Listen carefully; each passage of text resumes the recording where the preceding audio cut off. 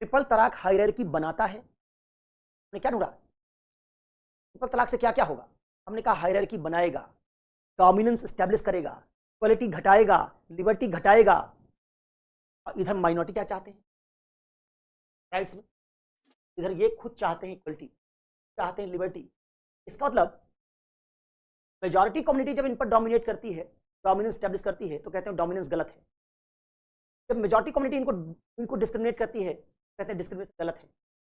इसका मतलब खुद अपने केस में ये चाहते हैं इक्वलिटी, चाहते हैं लिबर्टी, चाहते हैं नॉन हायरार्किकल सेट, और अपने कल्चरल आइडिया को बचा के ये क्या करना चाहते हैं? उल्टा इक्वलिटी लिबर्टी को वायलेट करना चाहते हैं। क्या कहेंगे?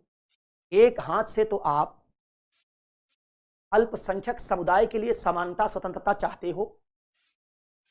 हो कि डोमिनेंस ना हो मेजॉरिटी का आपके ऊपर, लेकिन अपने ट्रिपल तलाक के नियम को बचाए रख के आप औरतों की लिबर्टी इक्वलिटी छीन लेते हो, उन पर डोमिनेंस स्टैब्लिश करते हो मेन का।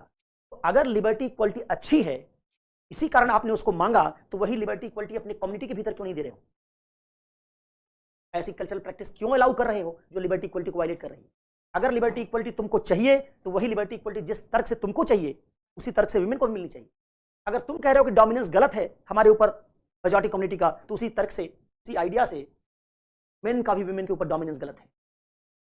अगर तुम कह रहे हो कि हायरार्की नहीं होनी चाहिए, सारे कल्चर इक्वल होने चाहिए, तो यहां भी मेन और विमेन के बीच में कोई हायरार्की नहीं होनी। क्या कहेंगे?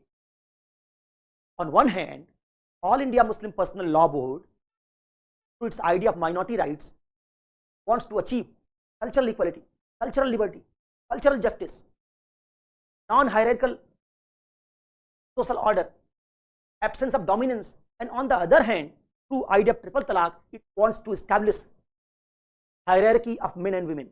It wants to establish dominance of men over women. It violates the idea of equality, liberty and justice. तो तुमको अगर इक्वलिटी, लिबर्टी, जस्टिस चाहिए, तो वही तुम स्त्रियों से कैसे छीन सकते हो?